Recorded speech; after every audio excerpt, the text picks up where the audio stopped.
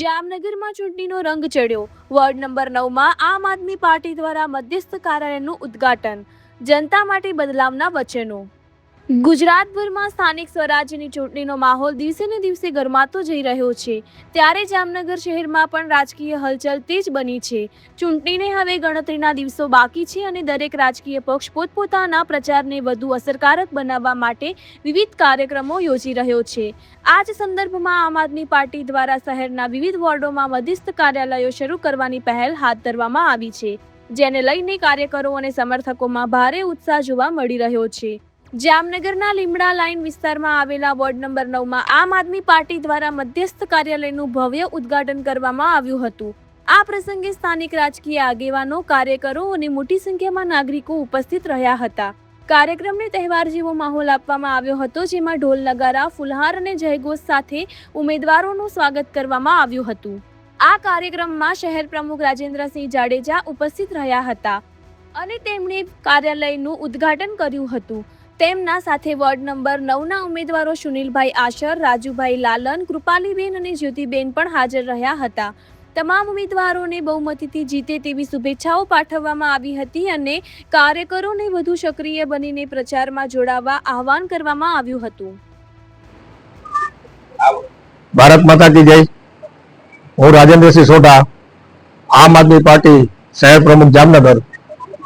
આજે જ્યારે અત્યારે જામનગર મહાનગરપાલિકા 2026ની કોર્પોરેશનની ચૂંટણી ઓન હેડ હોય ત્યારે અત્યારે અમે 49 અમારા ઉમેદવારો જ્યારે મેદાનમાં ઉતર્યા છે, ત્યારે અત્યારે વોર્ડ નંબર 9 ખાતે અમારા શ્રી સુનિલભાઈ આસર, રાજુભાઈ લાલન, કૃપાલીબેન અને જ્યોતિબેન ચારે ઉમેદવારો જંગી અને બહુમતીથી જીતીને આવે એવી શુભકામનાઓ.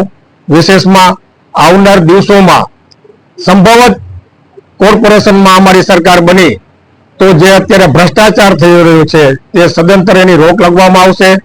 રૂટીનમાં હાલતા જે રોડ, રસ્તા, ગંદકીના પ્રોબ્લેમ, વિશેષમાં જે પ્રજાજનો માટે કહેવાય કે જેટલા દિવસ પાણી એટલા દિવસનો ટેક્સ, આવી ઘણી બધી માઇક્રો પ્લાનિંગની સિસ્ટમની અમે ઇમ્પ્લિમેન્ટ આવનાર દિવસોમાં કરશું. સાથોસાથ ડોર ટુ ડોર બધાની કોર્પોરેશનની સુવિધા KYC વાળી પણ અમે ઉપલબ્ધ કરાવશું.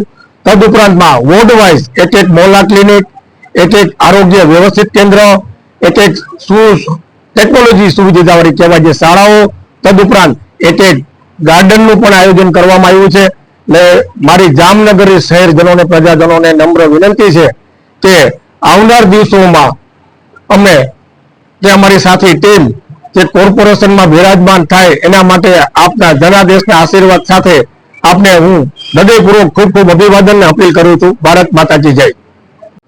આગળ આવું જોઈએ. આમ સાંભળાતું નથી.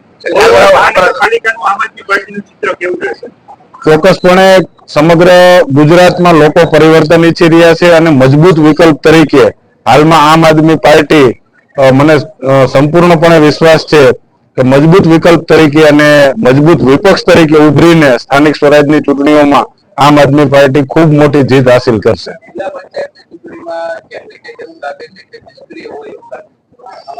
જે પ્રમાણે હાલની ગરમીનો માહોલ છે એને જોતા અને ખાસ કરીને ગ્રામ્ય વિસ્તારોમાં સાંજના સમયે લોકો બહાર નીકળી રહ્યા હોય એટલા માટે ક્યાંય નિષ્ક્રિયતા છે નહીં. આમ આદમી પાર્ટી ખૂબ મજબૂત હોયથી દરેક સીટો લડી રહી છે.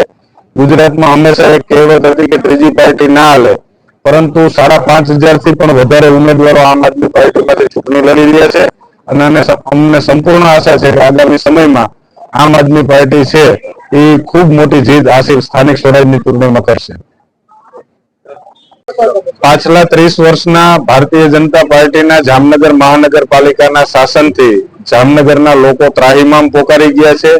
જે પ્રમાણે છાસવારે મહાનગરપાલિકા દ્વારા ટાઉન હોલ કૌભાંડની વાત હોય, પુલ કૌભાંડની વાત હોય કે અન્ય રોડ રસ્તાના કામોમાં ગોબાચારીની વાત હોય, આ તમામ લોકોથી જામનગરની જનતા ખૂબ ત્રાહિમામ પોકારી ગઈ છે અને ખાસ કરીને 9 નંબર વોર્ડના કોર્પોરેટરો છેલ્લા 5 વર્ષમાં ક્યારેય પણ વિસ્તારના લોકોની સાર સંભાળ લેવા વોર્ડમાં આવ્યા નથી. ત્યારે આજે વોર્ડ નંબર 9માં આમ આદમી પાર્ટીના ઉમેદવારોના વિશ્વાસ સમર્થન માટે ખૂબ વિશાળ સંખ્યામાં લોકો આવ્યા છે. આજે કાર્યાલયના ઉદ્ઘાટન પ્રસંગે સમગ્ર સમાજના અગ્રણીઓની ઉપસ્થિતિ આગામી સમયમાં વોર્ડ નંબર 9 માં ચોક્કસપણે આમ આદમી પાર્ટીના ઉમેદવારો જીતે એવું ચિત્ર ઉપસીને આવી